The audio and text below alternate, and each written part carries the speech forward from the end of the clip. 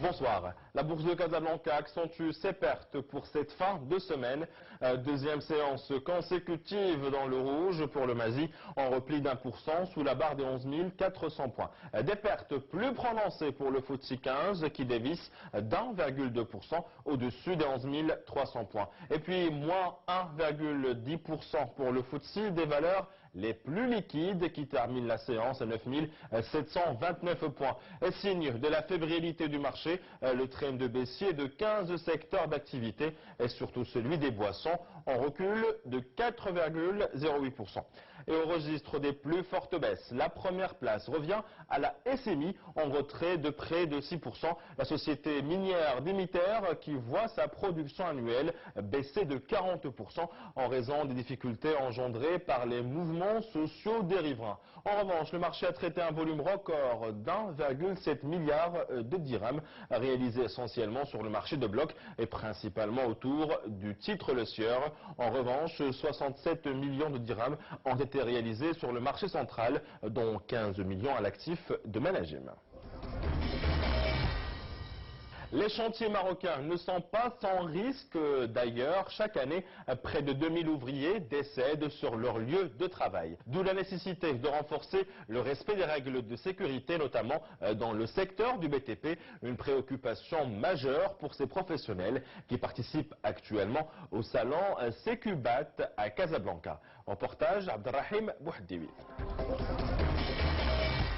Le non-respect des règles élémentaires de sécurité sur les chantiers peut nuire gravement à la santé.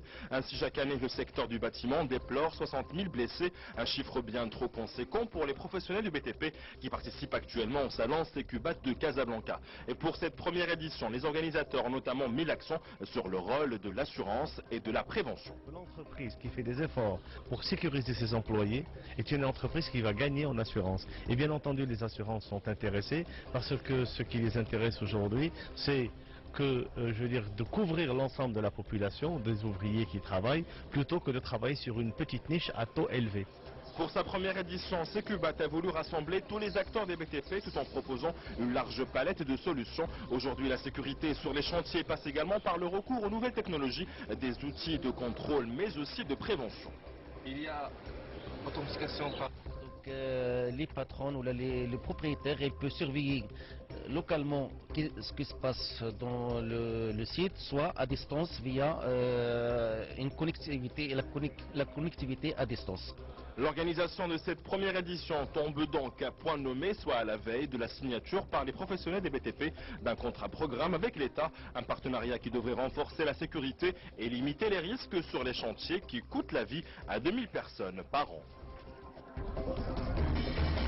Sans transition, le reste de l'actualité en bref, la Banque Bleue reçoit l'appui de la BI pour le financement de l'usine Renault-Tanger, une enveloppe de plus de 400 millions de dirhams qui a été accordée à la BMCE Bank après la signature hier d'une convention avec la Banque Européenne d'Investissement. Un atout de plus qui pourrait précipiter le retour de Nissan sur le site de Meloussa, comme l'a laissé entendre hier Carlos Ghosn, le PDG de la marque Nippon.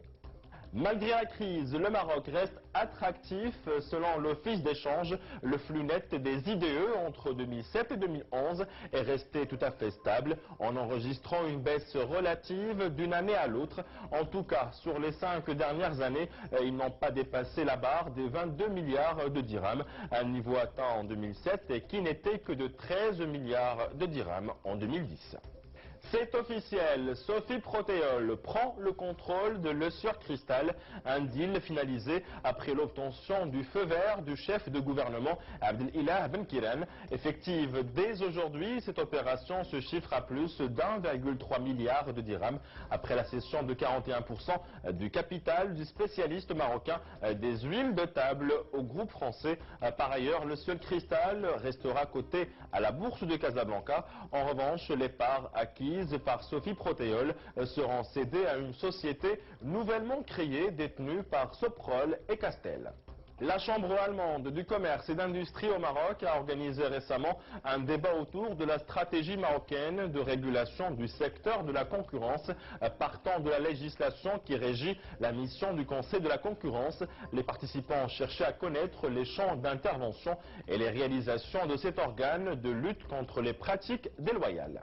Les objectifs, si on veut, pour nous, tout d'abord, c'est, entre guillemets, vulgariser le rôle du Conseil de la concurrence ici, parce que c'est une institution qui est, je dirais, connue, mais souvent pas assez bien connue pour savoir c'est quoi le rôle, qu'est-ce qu'il joue, c'était quoi les réformes qui ont eu lieu pendant les dernières années.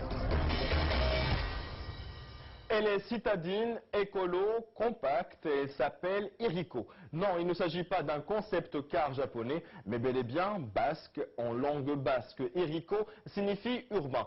Spécialement pensée pour rouler en ville, cette citadine biplace électrique atteint facilement une vitesse de pointe de 90 km/h et dispose d'une autonomie de 120 km. Mais ce qui fait réellement l'originalité de cette voiture d'1,5 m, c'est qu'elle est pliable et par conséquent facile à garer. Cette voiture révolutionnaire devrait emprunter nos routes l'année prochaine en contrepartie de la petite bagatelle de 12 000 €.